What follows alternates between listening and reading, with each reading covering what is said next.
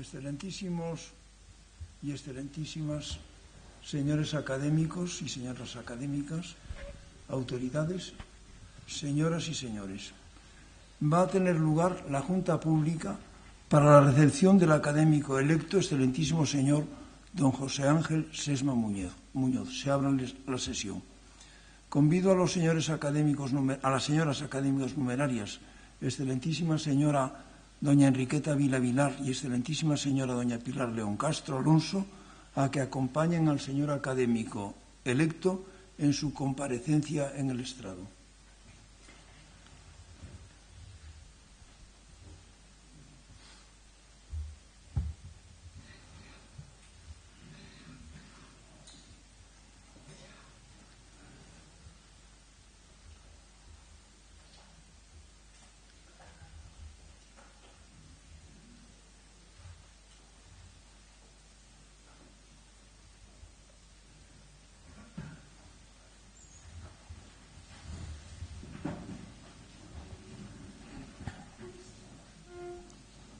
Excelentísimo señor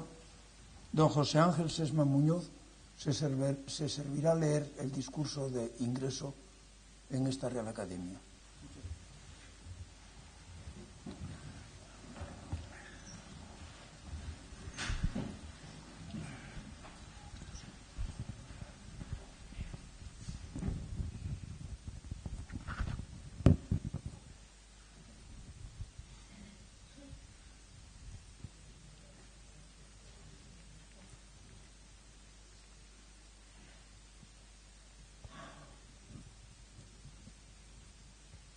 Excelentísimo señor director,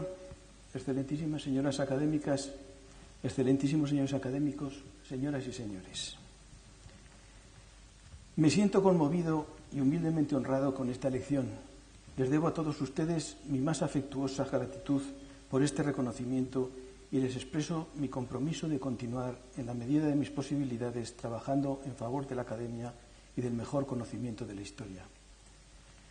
No sé si soy merecedor de la medalla para la que me han elegido, pero sí que desde 1972, en que mi maestro, el profesor Lacarra, cumplió con una ceremonia similar a la que estoy ahora viviendo, he deseado en más de una ocasión que llegara este momento. Acababa entonces de obtener la licenciatura en Filosofía y Letras. Había decidido ya el camino de la historia medieval y se abría ante mí un futuro tan incierto y al mismo tiempo tan esperanzador como el que por justicia deberían tener todos los jóvenes del mundo al finalizar su periodo de formación. Han pasado más de 40 años y no quiero decir que el trabajo que he desarrollado en este tiempo haya estado dirigido para llegar aquí, pero sí que esa especie de Ítaca que ingenuamente me marqué ha vivido en mí como un sentimiento de vitalidad renovada que proporcionó las dosis de ilusión y de la fe muchas veces necesaria. He procurado en todo momento trabajar con constancia y con honestidad. Día a día me he visto como un artesano amante de mi profesión y satisfecho de mi obra, respetuoso con la de los demás, dispuesto a aprender y renovarme, también de enseñar y de mostrar al mundo el fruto de mi tarea. Recibí la herencia de mis maestros, la he cuidado e intentado mejorar para transmitirla a los que se han acercado a mí para formarse, de los que también he aprendido para no quedarme atrás. Me he considerado un privilegiado por haber disfrutado del ejercicio de la enseñanza y de la investigación de historia. Me he divertido haciendo mi trabajo, que ha sido y lo sigue siendo el mejor hobby que he podido tener. Así pues, llegar a formar parte de la academia significa un premio añadido y alcanzar la culminación del cursus honorum profesional y, por consiguiente, de mi vida. Por eso quiero traer aquí, a mi lado, a los buenos amigos y magníficos compañeros con los que generacionalmente he convivido. Mi tocayo José Ángel García Cortázar, Juan Ignacio Ruiz de la Peña, Manuel González Jiménez, Juan Carrasco Pérez, Paulino Iradiel, José Enrique López de Coca, que forman parte del núcleo de esa generación de 1968 del medievalismo hispánico, como la bautizó don Ángel Martín Duque, y a la que tuve la fortuna de unirme y en cuya compañía me he sentido siempre arropado y querido. Quiero que sepan que para mí ellos han merecido estar aquí antes que yo. Tampoco puedo olvidarme de los compañeros del Departamento de Historia Medieval de mi Universidad de Zaragoza, de los que me recibieron y ya no están, como don José María Lacarra y María Luisa Ledesma, de don Antonio Ubieto, al que sucedí en la cátedra, y de los que durante muchos años hemos compartido espacio y en ocasiones ilusiones y alegrías, Juan Fernando Utrilla, Esteban Sarasa, María del Carmen García Herrero y en particular Carlos Larena. Vaya para todos un cariñoso recuerdo con la gratitud por su amistad y enseñanza. Y vaya también mi agradecimiento especial para los académicos Miguel Ángel Ladero Quesada, Faustino Menéndez Pidal y José Antonio Escudero, que con su presentación abrieron el proceso para mi elección. Su confianza en mí me da seguridad para asumir la obligación que significa formar parte de esta institución. Soy consciente y me llena de orgullo, pero también de responsabilidad, el compromiso que adquiero al recibir en usufructo la medalla 21 de esta Real Academia, porque antes que yo la han tenido personas a las que admiro humana e intelectualmente. Estar a la altura de don Modesto Lafuente, de don Melchor Fernández Almagro, de don Agustín Millares y de don Francisco Tomás y Valiente me parece difícil, como también lo es de mi predecesor don Quintín Aldea, del que para cumplir la tradición debo hacer una breve semblanza. Ustedes conocieron más y mejor al padre Aldea. Durante 15 años perteneció a esta casa y prestó de forma generosa y efectiva los servicios encomendados, entre los que cabe destacar el cargo de bibliotecario perpetuo y el de coordinador del Diccionario Biográfico de la Historia de España, esa obra magna que nuestra institución ha podido culminar recientemente gracias en gran medida a su intensa dedicación. Las ocasiones que hablé con él, aquí o en el Instituto del CSIC, lo encontré amable, siempre dispuesto a ayudar e interesado por los trabajos y las necesidades que uno pudiera tener. De su biografía me admira la preparación adquirida en su juventud, paralela a su etapa de formación en la Compañía de Jesús, y la visión universal alcanzada por el recorrido que hizo por varios países europeos en la década de los años 50, en un momento en que los jóvenes universitarios españoles difícilmente podían salir de nuestro país y asomarse a las universidades de Europa, lo que le permitió desarrollar un envidiable don de lenguas y establecer relaciones académicas con historiadores y entidades científicas que mantuvo toda su vida y permitieron su presencia en congresos internacionales y la participación en proyectos de largo alcance. Ya integrado en el Consejo Superior de Investigaciones Científicas, de cuyo Instituto Enrique Flórez de Historia de la Iglesia fue director, emprendió una extraordinaria actividad, no solo investigadora, también de organización y coordinación de proyectos de gran relevancia, como la edición del Diccionario de Historia Eclesiástica de España, la Historia de la Iglesia, publicada por Herder, y su activa intervención en la dirección de la Biblioteca de Autores Españoles, así como de reuniones y congresos. Su método y la experiencia adquirida le permitieron asumir como académico coordinador la edición del Diccionario Biográfico, de la que apenas pudo ver los primeros volúmenes impresos a causa de su enfermedad. Como escribe su biógrafo, el profesor Palacio Atar, precisamente en este diccionario, su producción científica resulta cronológica y temáticamente muy extensa.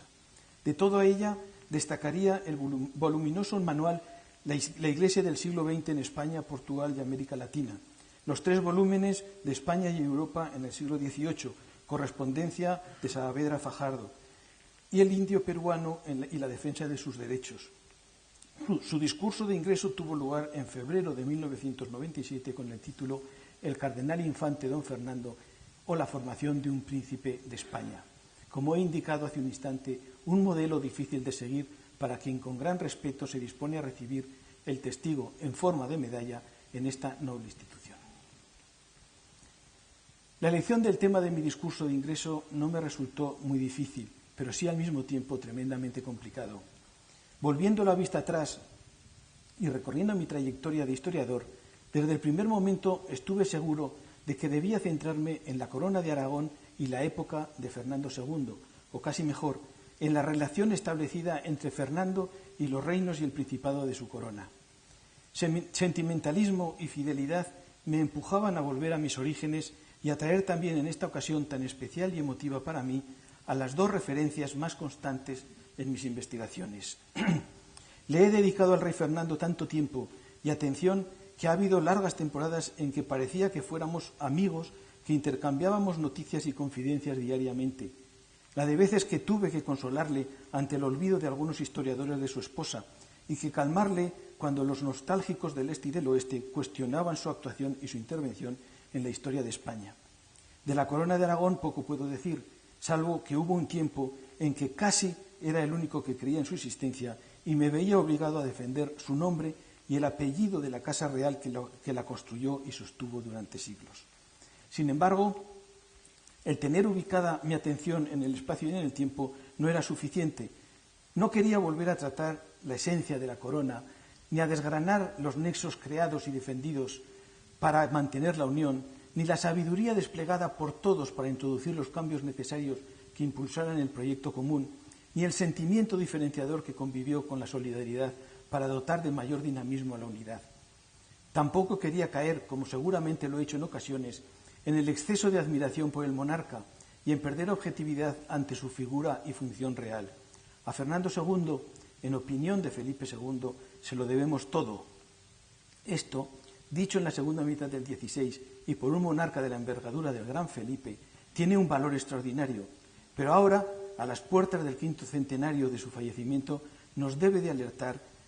porque ese todo debe englobar lo bueno y lo malo no debe referirse a esas sombras mezquinas que alguna historiografía excesivamente nacionalista ha adjudicado a su persona, sino a las decisiones y comportamientos adoptados en el contexto en que se desarrolló su gobierno y que, por razones que ahora conocemos, tuvieron resultados que no fueron los deseables, al menos no para todos los afectados. Y ahí radica la complejidad de la decisión. He optado finalmente por fijar mi estudio en el proceso seguido para introducir el nuevo concepto de Inquisición diseñado por los reyes, que en la Corona de Aragón supuso el desplazamiento de los antiguos tribunales papales, superando los fines y las prácticas de la organización eclesiástica y propiciando la quiebra de los privilegios y libertades de los pueblos. En definitiva, analizar la actitud del rey Fernando y de las gentes e instituciones de sus reinos aragoneses durante los años en que la acción y la reacción giraron de manera frenética en torno a la instalación de un órgano de represión como la Inquisición. Para la construcción del discurso he optado por huir de los formalismos jurídicos y éticos y dar la palabra a las fuentes, a las noticias directamente obtenidas de la documentación conservada, situándolas en el contexto político y social en que se produjeron y dejar, a través de una narración secuencial precisa, que el proceso discurriera a la velocidad marcada por los acontecimientos. El protagonismo va cambiando conforme se pasa por las distintas etapas. Los reyes y el papa, los inquisidores y sus ministros, y finalmente toda la gente que se siente asustada y perseguida, conversos y no conversos. Todos van ocupando los papeles que les corresponde hasta llevar al primer plano a los tribunales y su función, de cuya actuación el monarca políticamente se benefició. Sobre la Inquisición se han publicado millares de títulos, lo que no significa que tengamos un conocimiento lúcido y completo de su dimensión histórica en todos los momentos de su existencia. Superados ya los tiempos de Amador de los Ríos, Menéndez Pelayo y Américo Castro, recibidos los impulsos de Henry Charles Lea y abandonados en parte como argumentos exclusivos el antijudaísmo crónico y la perversidad absoluta de la Iglesia, la historiografía española de los años 70, canalizada desde el Centro de Estudios Inquisitoriales Joaquín Pérez Villanueva y el Instituto de Historia de la Inquisición José Antonio Escudero, y recogida en publicaciones colectivas y actas de congresos, consiguió desembarazarse de muchas de las interpretaciones y tópicos lanzados en los siglos anteriores, atemperar la intervención del Santo Oficio en la historia de España y eliminar una gran parte del discurso ideológico que durante mucho tiempo había lastrado el tema inquisitorial. En los últimos años este impulso se ha debilitado, de la misma manera que cualquier historia crítica,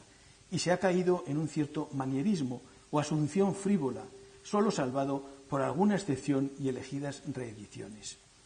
Varias cuestiones han pesado mucho en esta larga trayectoria historiográfica. Por un lado, la tentación de justificar o condenar la existencia de la Inquisición partiendo de emociones y criterios viscerales. Por otro, incorporar su larga vida a una pretendida necesidad fatalista, nacida de la propia esencia del hombre como ser social, en muchos casos buscando identidades o diferencias con la cadena de episodios que constituye la historia de la infamia y la intolerancia. La Inquisición tiene todos los rasgos similares que queramos encontrar en otras instituciones de control social, pero al mismo tiempo igual número de disimilitudes. Una institución, como expuso Vicens Vives hace más de 70 años, solo es un caparazón legislativo y únicamente adquiere valor para la historia si se le asocia a la actuación de los hombres que en ella luchan por realizar sus ambiciones, porque a las instituciones las mueve la colectividad humana en la que actúan. La Inquisición, durante los más de 3 siglos de existencia, atravesó distintas sociedades y en su seno se movieron ambiciones diversas que la usaron según sus propios intereses. Es difícil hacer de ella un único impulso que recorre transversalmente la historia de España y se hace consustancial con ella. Las sucesivas etapas no pueden descubrirse cuantificando la actividad,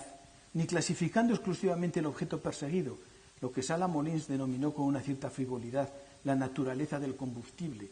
ni tampoco a partir de la evolución organizativa de su funcionamiento. Los diferentes tiempos vendrán marcados desde fuera, desde el mundo que la rodea, es decir, por la sociedad que en cada momento la sustenta, la combate y la padece. Toda institución describe un ciclo vital en el que nace, se desarrolla y muere. Por el hecho de nacer, canaliza una tensión ya existente que inmediatamente provoca una reacción que trata de anularla. Cuando la institución deja de tener una función en la colectividad o no está en sintonía con lo que ésta le reclama, pierde razón de ser y desaparece.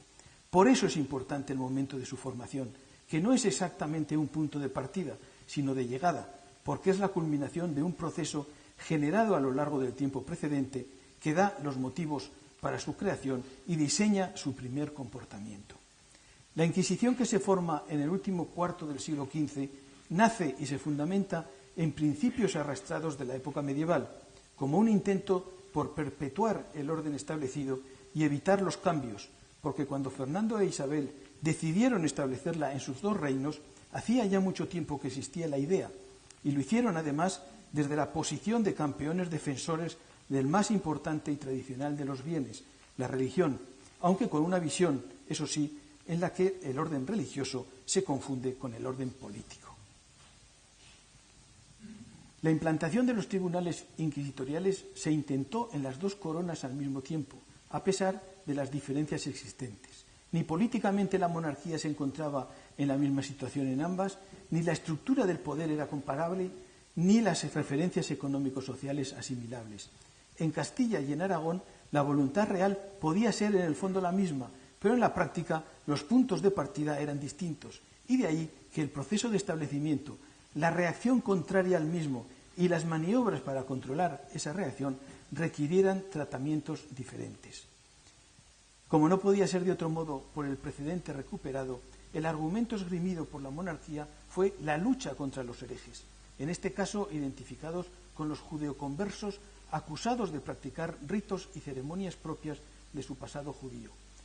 Para emprender esta cruzada, los reyes implantaron un aparato de vigilancia y castigo que no existía en Castilla, lo que lograron en virtud de una licencia papal que traspasaba los poderes de la Iglesia en esa materia a los monarcas.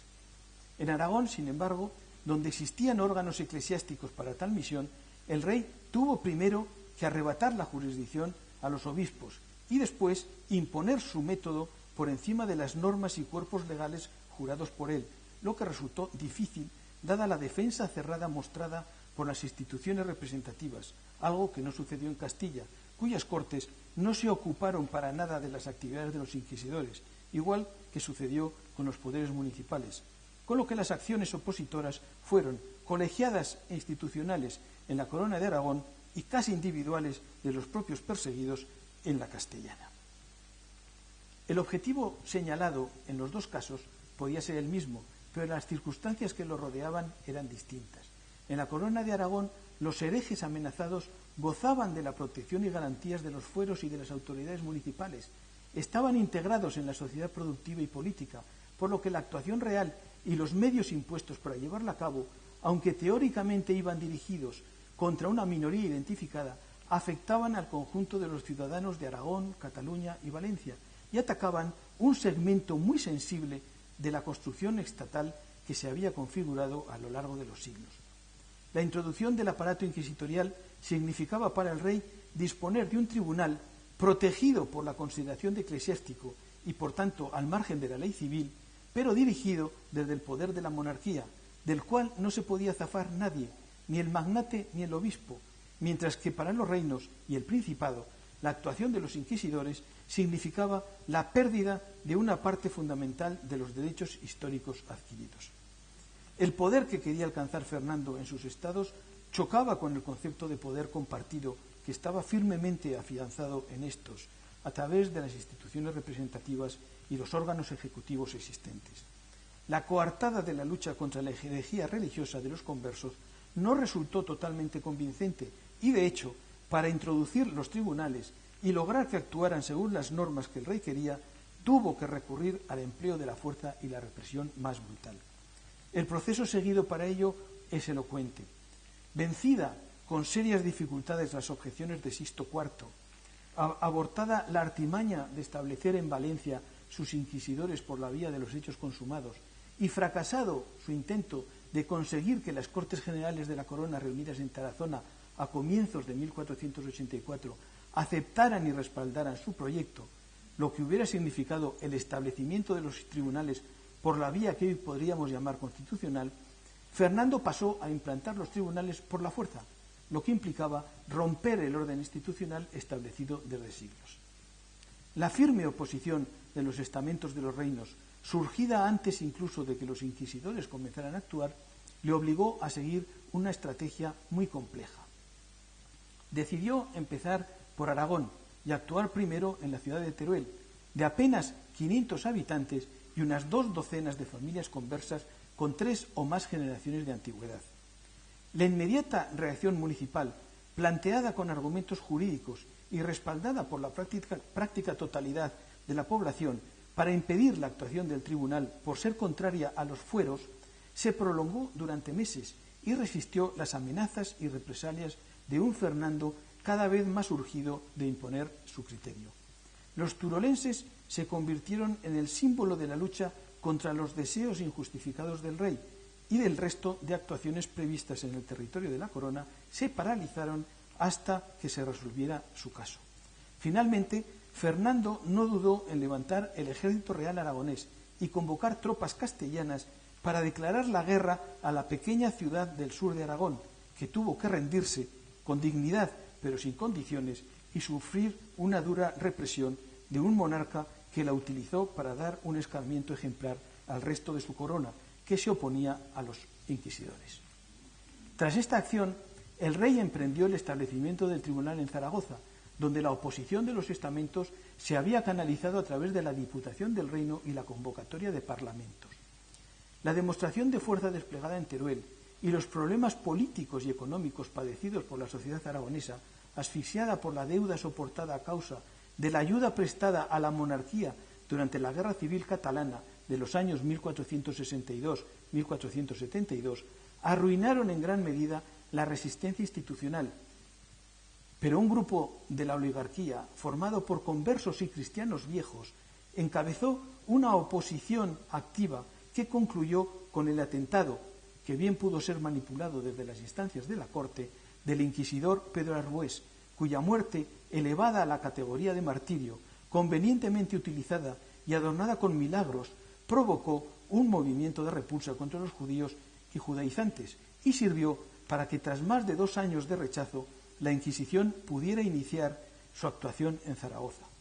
El tribunal emprendió una feroz campaña de represión manifestada en la larga serie de autos de fe a ritmo de 1 al mes en los siguientes 3 años, con la aplicación de tormentos y numerosas ejecuciones públicas de enorme brutalidad, hasta conseguir aterrorizar a la población y convertir a la sociedad zaragozana en una sociedad temerosa. De este modo, los tribunales de la Inquisición Real quedaron instalados en Teruel y Zaragoza, lo que sirvió para poner en actividad los de Valencia y Barcelona, que hacía meses estaban esperando el desenlace aragonés. En ambos casos, sin necesidad de aplicar una dureza tan extrema, sino más bien selectiva, aunque igualmente desmesurada e injustificada, con la experiencia adquirida y utilizando la propaganda para amedrentar a la población y someterla, se alcanzaron mejores resultados económicos a través de penitencias y reconciliaciones masivas y la incautación de los bienes de los conversos huidos, quienes además de su pérdida fueron condenados a ser quemados en estatua. Los equipos inquisitoriales establecidos por Fernando II en la Corona de Aragón desplegaron unas formas de actuación que respondían a un planteamiento conscientemente trazado para conseguir un rápido e indiscutible control del entorno social en el que se querían introducir. El plan se apoyaba en la experiencia de los confesores y predicadores que lo diseñaron, trazando una estrategia basada en 3 fórmulas de gran eficacia. Primero, notoriedad de su llegada, presencia y movimientos. En segundo lugar, acopio de información sobre todos los habitantes, garantizando el secreto a los confidentes. Y en tercer lugar, cumplimiento de las condenas físicas y espirituales pronunciadas por el tribunal. El primero de los rasgos contrasta con el secreto y oscuridad con que rodeaban sus decisiones, lo que dotaba al sistema de una ambigüedad necesaria a sus fines.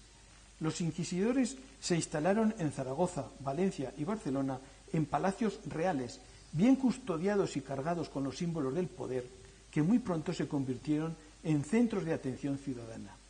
Tras unos breves preparativos, procedían a predicar el solemne Sermón de la Fe, primer acto de proclamación de su prepotencia ante el pueblo. Con él se abría el periodo de confesión voluntaria y se provocaba el consiguiente murmullo con dudas, miedos y acusaciones que enseguida dominaba los espacios públicos de la ciudad. Estamos, pues, ante una forma de irrumpir en la vida ciudadana utilizando la soberbia y la agresividad, recurriendo a las pasiones más elementales, sin hacer ocultación de sus fines controladores y represores, y presentándose con pleno derecho y casi podría decirse con el gesto desafiante del que se considera salvador necesario. El segundo rasgo, una vez implantados el temor y el fervor, es la recogida de informes sobre personas y actividades. Posiblemente sea esta la constante que fundamentará la fuerza de la Inquisición durante toda su existencia. Por medio del acopio de información, la institución se establece como un órgano de vigilancia y control social con capacidad de actuar al margen del aparato estatal y de las instituciones. Gracias a la organización inquisitorial extendida por toda la geografía e infiltrada en todas las clases sociales, la monarquía disponía de un instrumento privilegiado capaz de recabar el conocimiento preciso de la vida de los habitantes y contar, además, con un tribunal que, basándose en esa información, podía perseguir y castigar a cualquier ciudadano en sus propias cárceles y con sus propios jueces. Una simple sospecha, un rumor o la fama pública servían para comenzar un proceso imparable de consecuencias impensables. Y todo se ponía por escrito, se clasificaba y se guardaba. Por eso los notarios y escribientes serán funcionarios indispensables. Como esto ocurre a finales del siglo XV, después de un siglo en que los conversos han convivido con el resto de cristianos y cuando era ya habitual que nobleza y capital hubieran establecido relaciones económicas y familiares, el resultado configura una información que no se refiere solo a cuestiones religiosas, ni afecta exclusivamente a la comunidad de neófitos, sino que interesará a toda la escala social y contendrá noticias de un diverso matiz. Además, el material recogido no está sujeto a los rigores de la confesión sacramental, pudiendo, por tanto, utilizarse sin reservas. No obstante, el principal medio para obtener revelaciones que condujeran tanto a la autoacusación como a sembrar entre la sociedad miedo y sospechas radica en las confesiones obtenidas por medio de la coacción y el tormento. La presión física y psicológica es práctica habitual para hacer confesar al sospechoso, sin importar que las declaraciones obtenidas bajo tortura tuvieran una fiabilidad muy limitada. El tormento físico constituía una flagrante agresión a los fueros de Aragón, por lo que su práctica encabezaba los argumentos de protesta de las instituciones del reino contra la implantación de los tribunales. Los inquisidores lo aplicaron en casi todos los casos desde los primeros momentos, con la finalidad de conseguir confesiones e información. Resistir al tormento no se reconocía como rasgo de inocencia, sino a veces al contrario. No obstante, sin recurrir al extremo de aplicar algún tipo de suplicio físico, los interrogatorios a que eran sometidos los acusados caían plenamente en la tortura, como los que se perpetraron a Aldonza de Ribasaltas, anciana de más de 80 años, prolongado durante muchos meses, o a Juan de Santa Fe, continuados hasta el mismo momento de ser conducido a la hoguera, presionándole con continuas alusiones a su próxima muerte en el fuego, o los de María Salvat, largos y prolongados para que revelara dónde ocultaba su marido el dinero y la plata, y que acabó por perder la razón hablando inconteniblemente de su muy lejana niñez. La dureza de las sesiones y la presión psicológica soportada durante la espera del suplicio final quedan plasmados de manera patente en los casos de suicidio producidos en la cárcel. Fueron muy comentados los de Francisco de Santa Fe, que se arrojó desde las almenas de la Aljafería, o de Juan de la Abadía, que se tragó los vidrios de la lámpara de su celda, o el de Diego de Córdoba, que tras varios meses de interrogatorio renunció a su defensa y se colgó con ánimo desesperado y endiablado, dice el proceso, de una cuerda sujeta a un clavo de su prisión, a pesar de lo cual entregaron sus cuerpos al brazo secular como prueba pública de que nadie podía hurtarse al castigo de los padres inquisidores. Y es que el tercero de los comportamientos sostenidos por la Inquisición fue su imagen de aparato implacable por encima de cualquier limitación impuesta por los fueros y por razones morales, y sobre todo inflexible e inmisericordia. Se muestra siempre como el órgano encargado de perseguir a los malos cristianos y tribunal supremo para decidir quién era bueno o no, con lo que podía declarar delincuentes a aquellos que se negaran simplemente a colaborar con sus oficiales, perseguirlos y juzgarlos. Su doble carácter civil y eclesiástico, que utilizaba en una u otra vertiente según los intereses de cada momento, presentaba a sus jueces rodeados de fuerzas armadas, con alguaciles y oficiales reales y municipales encargados de cumplir las sentencias que implicaban derramamiento de sangre, pero también con poder espiritual que empleaba expulsando de la Iglesia y condenando a las penas del infierno. Esta doble faceta permitió a los inquisidores comportarse como salvadores de las almas, aunque para ello debieran matar los cuerpos, lo que a la larga llegó a influir en la población hasta extremos tan significativos como el sentimiento transmitido por un anónimo cronista turolense que tras varios meses de auténtica y general sublevación contra el tribunal describe el primer auto de fe celebrado en Teruel el 7 de enero de 1486. De forma muy precisa escribe que levantaron 2 tablados en la Plaza Mayor, hasta los que llegaron 9 acusados recorriendo las calles de la ciudad escoltados por gente armada a pie y a caballo, acompañados de trompetas y gritando: «Señor, misericordia, Señor Dios, misericordia». Iban con mitras en la cabeza, vestidos con sus sanbeniticos amarillos, con señales de fuego y rótulos de heréticos y judaizados. Eran 7 hombres y 2 mujeres, todos ciudadanos que se habían significado en la resistencia al establecimiento de la Inquisición. Los instalaron en uno de los tablados y en el otro se colocaron el inquisidor, sus ministros y otras autoridades, rodeado todo por el pueblo. Predicó el inquisidor gran rato y después se leyó a cada uno de los presos el proceso y la condena a ser quemados por judaizantes. Pronunciada la sentencia, los trasladaron al mercado junto a una era donde, atados a postes, rodeados con montones de leña y aliega, los ahorcaron y después prendieron fuego hasta que se consumieron. De esta manera escribe con una ingenuidad conmovedora el cronista: «Murieron en la fe de Cristo, demandando misericordia. Era una piedad verlos a tan nueva». No era solo un castigo por lo hecho, sino una advertencia para disuadir a los que cayeran en el error. Así pues,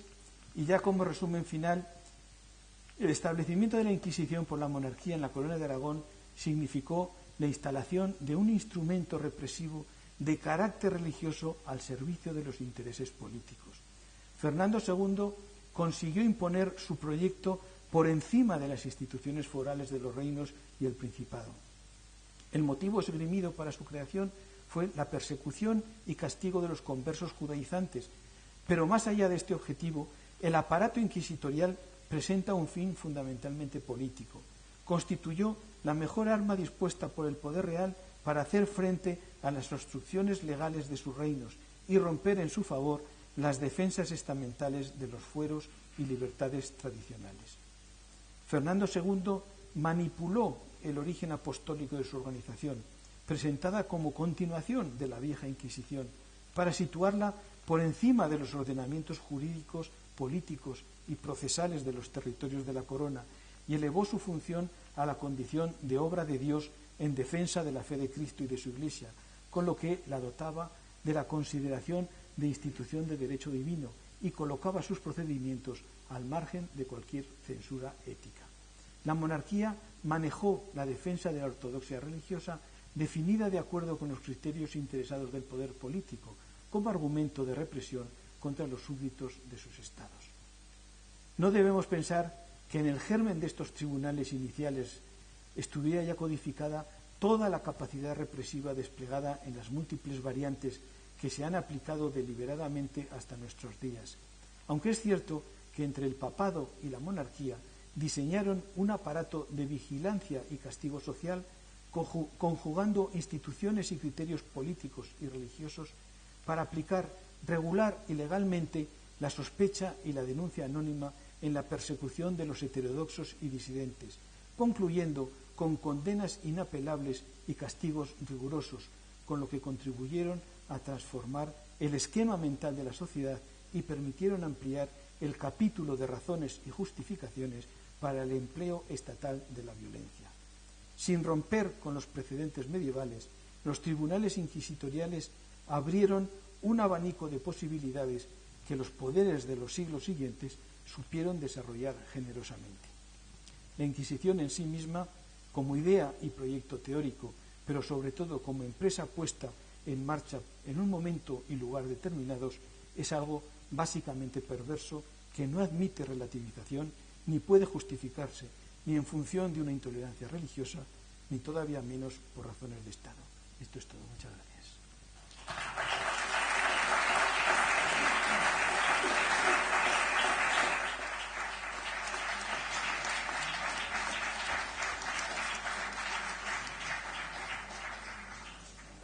Tiene la palabra el excelentísimo señor don Miguel Ángel Ladero Quesada para dar lectura al discurso de contestación. Excelentísimo señor director, excelentísimas señoras académicas, excelentísimos señores académicos, señoras y señores, la Real Academia de la Historia me ha encomendado la tarea de responder al discurso de don José Ángel Sesma Muñoz, según los usos propios de estos actos de recepción, y lo hago con mucho gusto porque hoy se integra en el cuerpo de académicos numerarios uno de los historiadores medievalistas más destacados de la España actual. Una persona que además es para mí amigo y colega y cuya labor profesional nos enriquece a todos desde hace ya muchos años. El profesor Sesma forma parte de la generación más joven de los discípulos que tuvo don José María Lacarra de Miguel en la Universidad de Zaragoza. Muchos de los aquí presentes conocimos al profesor Lacarra, que fue destacado académico durante más de 15 años y lo recordamos con respeto y afecto. Un cuarto de siglo después vuelve a la Academia la historiografía aragonesa personificada en su antiguo discípulo y lo hace con los mejores títulos que quepa imaginar. No hablaré ahora de la actividad docente universitaria de Ángel Sesma desde 1976, aunque todos los que nos dedicamos a ella cotidianamente sabemos cuánto importa y también cuánto tiempo, esfuerzo y buen ánimo exige enseñar y tutelar el estudio y la investigación de los alumnos. Me limitaré aquí a exponer brevemente el otro aspecto de la vida universitaria del profesor Sesma, esto es, algunos resultados de sus propias investigaciones en las que ha sido y sigue siendo incansable. Así lo demuestran más de 40 libros o partes de libro y en torno a un centenar de artículos sustanciales. Su camino comenzó, como para tantos otros historiadores, en la tesis doctoral, dedicada a la Diputación del Reino de Aragón en la época de Fernando II, año 1977,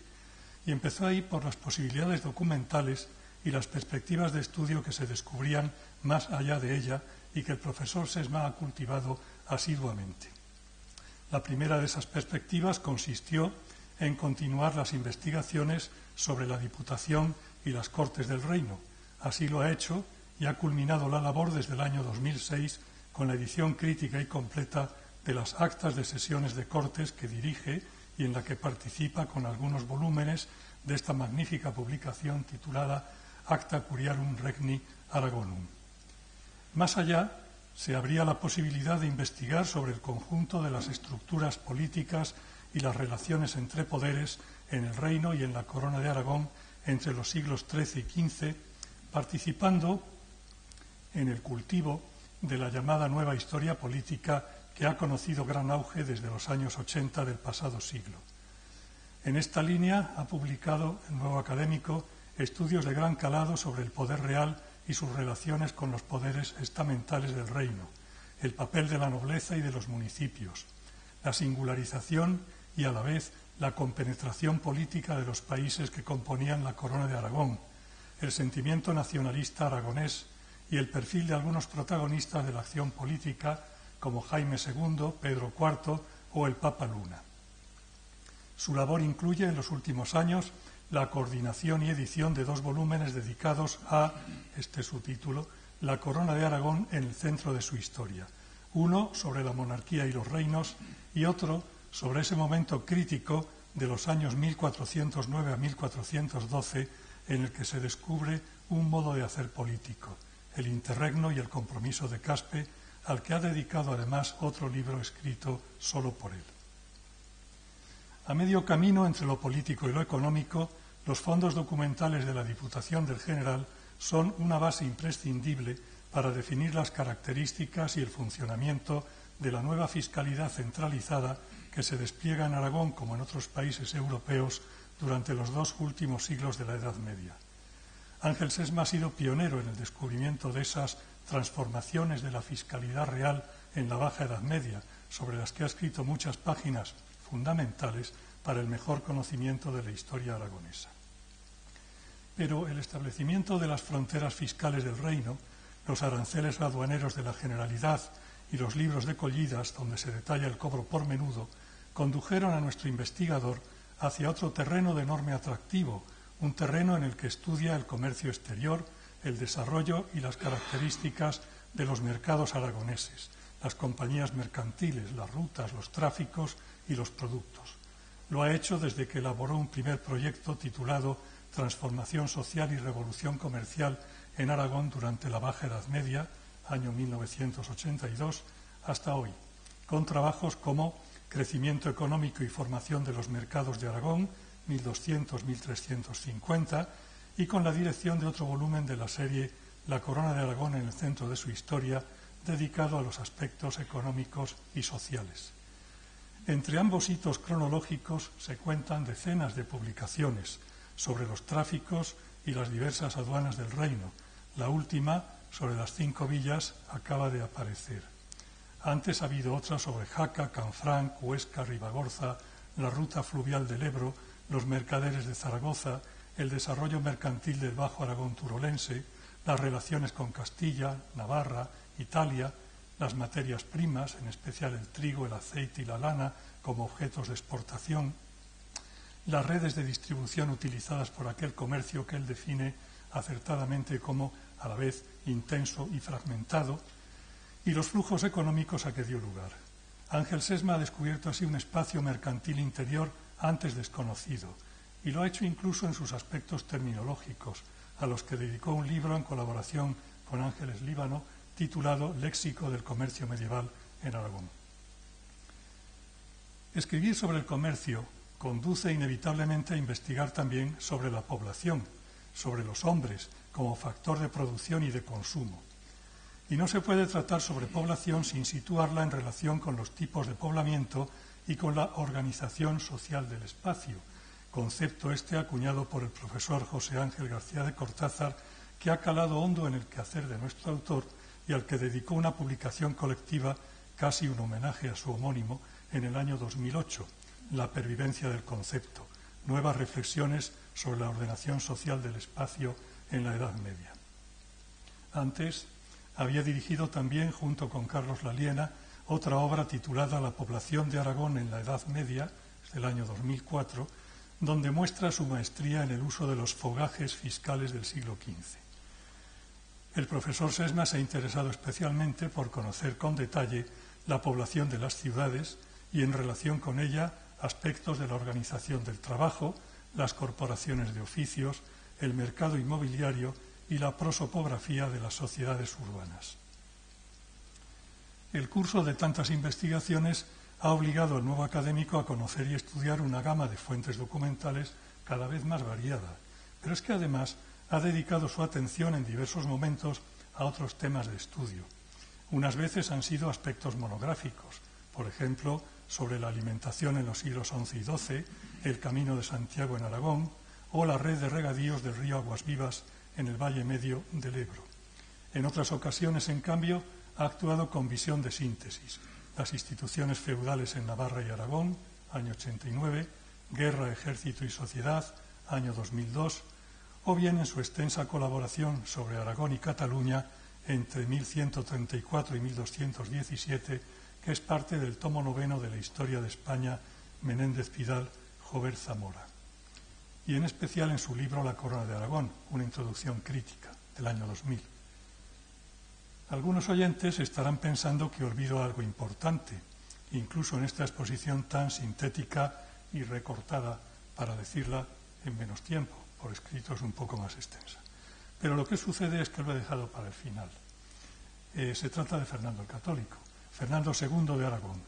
Le he dedicado tanto tiempo y atención, escribe Sesma, y nos lo ha repetido ahora, que ha habido largas temporadas en que parecía que fuéramos amigos, que intercambiábamos noticias y confidencias diariamente. Bueno, pero debo añadir que es un amigo crítico del rey católico, nada sumiso, y viene siendo así de antiguo, como se observa en algunas de sus obras principales. Fernando II, Hispaniarum Rex, año 91,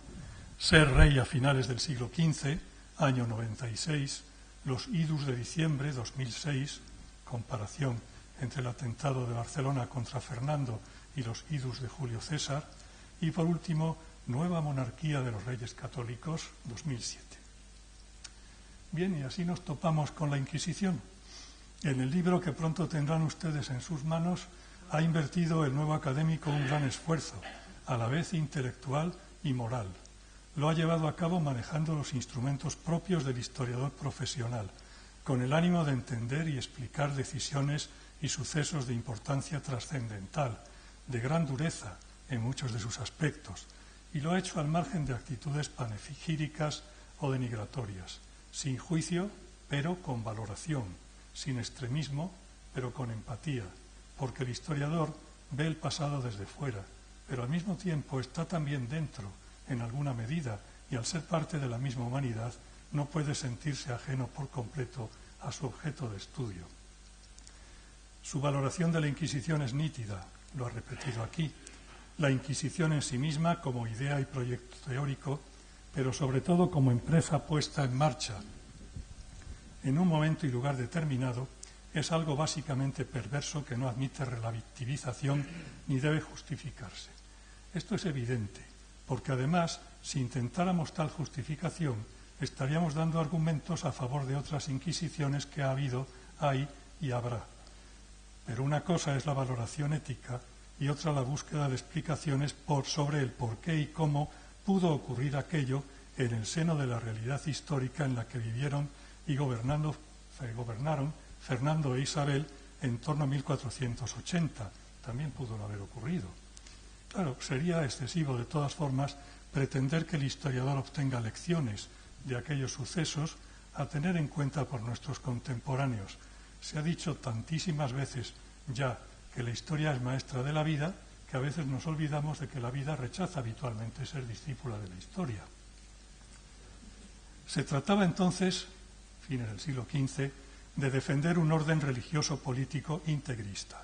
en el que los reyes intervenían como brazo seglar en cuestiones eclesiásticas y pretendían intervenir más, entendiendo que la reforma de la Iglesia también era asunto suyo y no solo del papado, de los obispos y de los curas.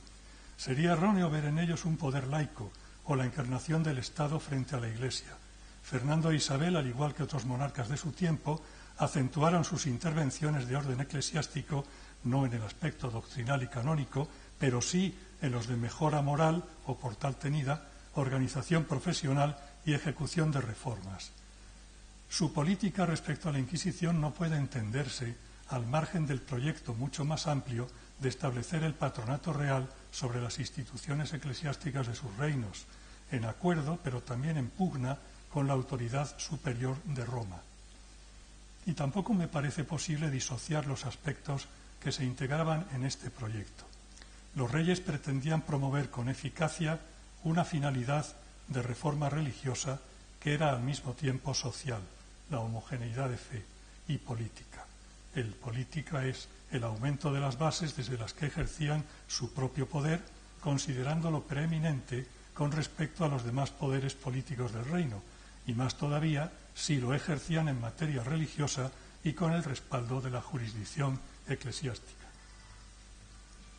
También me parece que la Inquisición contó con amplios respaldos sociales, aunque no es el objeto central del discurso de don Ángel Sés va a tratar este aspecto, pero por citar dos ejemplos que me han llamado la atención, no me parece posible que la actitud del pueblo zaragozano hacia los conversos haya cambiado de la noche a la mañana solo como consecuencia del asesinato del inquisidor Albués, ni que el rey Fernando haya encontrado apoyo frente a la resistencia heroica del concejo de Teruel en gente de uno de los bandos de la misma ciudad, el de los Marcilla, y en las aldeas de la tierra turolense, si la Inquisición hubiera sido una institución rechazada por todos radicalmente. A mi entender, y es penoso decirlo, los efectos deletéreos de la acción inquisitorial y de sus defensores se consolidaron especialmente en los niveles profundos de la insolidaridad social e incluso del cainismo de muchos españoles, aunque no fuera esa la intención de sus promotores políticos a finales del siglo XV. Pero volvamos al objeto principal del discurso. El poder real era mayor en Castilla, más suelto, no se veía limitado por poderes estamentales articulados legalmente con tanta fuerza y estabilidad como en Aragón. Establecer la Inquisición fue más sencillo en Castilla, en cierto modo como parte de un programa de restablecimiento del orden público tan alterado entre 1464 y 1478. Pero en Aragón la situación era diferente. Allí se trataba también de establecer la nueva Inquisición, controlada por el poder del rey Fernando solo. Recordemos que Fernando gobernaba efectivamente en Castilla junto con Isabel, pero que Isabel no gobernaba en Aragón. Debemos hablar, por lo tanto, de Inquisición real, para distinguirla de la antigua Inquisición episcopal, pero no de, comillas, Inquisición castellana, que es una etiqueta con cierto aroma incriminatorio, repetida una y otra vez por alguna historiografía, y no voy a hacer alusiones, desde comienzos del siglo XX. Pues bien, el rey se encontró con la resistencia de otros poderes políticos bien instalados en las estructuras legales e institucionales de los diversos países de la Corona de Aragón, que defendían la prevalencia de fueros y privilegios frente a las prerrogativas que los inquisidores querían ejercer, basados en la supremacía de su jurisdicción eclesiástica. Además, Fernando II actuaba a partir de una situación de crisis y quiebra del poder real ocurrida especialmente en Cataluña desde 1461. La paz había vuelto desde los años 70, pero las heridas apenas se habían restañado y no eran buenas las relaciones del rey y de los poderes estamentales organizados en las diputaciones de las Cortes y en los consejos municipales. Una de las preguntas principales que el discurso trata de responder es la referente a si el rey apoyó a la Inquisición solo por motivos religiosos, defendiendo la superioridad de su jurisdicción como institución eclesiástica que era, o si lo hizo también para consolidar así su propio poder, para quebrar resistencias de los otros poderes y contar con un instrumento duradero de control a la vez político y social.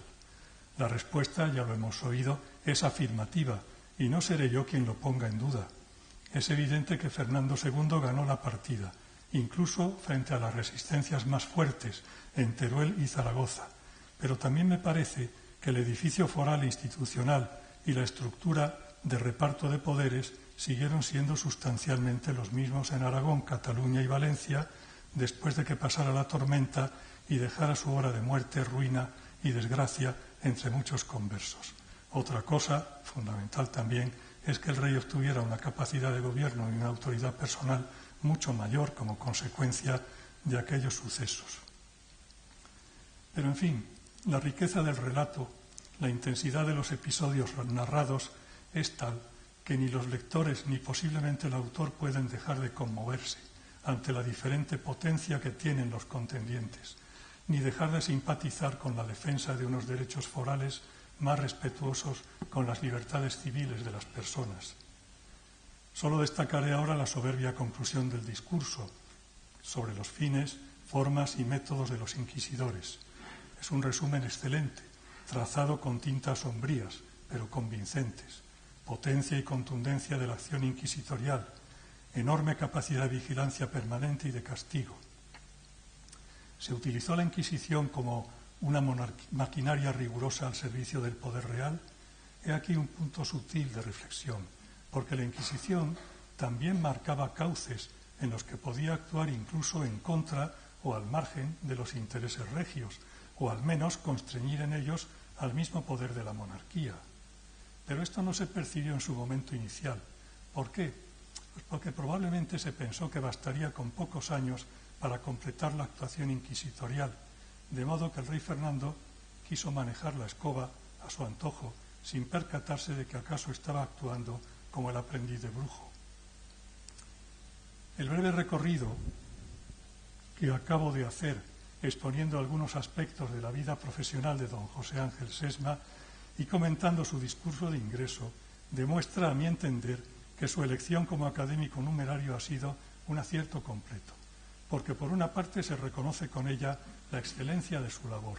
y por otra nos permitirá disfrutar de su compañía en los trabajos que hemos de llevar a cabo unidos. Con mis palabras finales le expreso la bienvenida cordial y amistosa a ellos y a los otros aspectos de esta vida académica que hoy comienza a compartir. He dicho.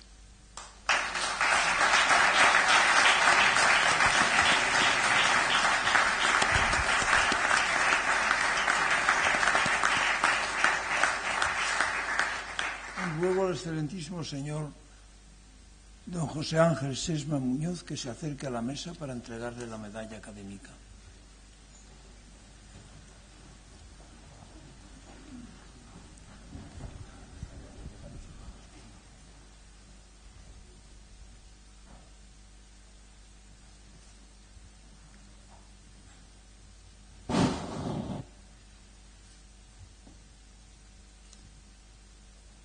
Invito al excelentísimo señor don José Ángel Sesma Muñoz a que se siente entre sus nuevos compañeros académicos.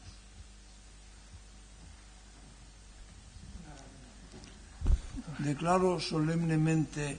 incorporado a la Real Academia de la Historia al excelentísimo señor don José Ángel Sesma Muñoz. El acto ha terminado, se levanta la sesión.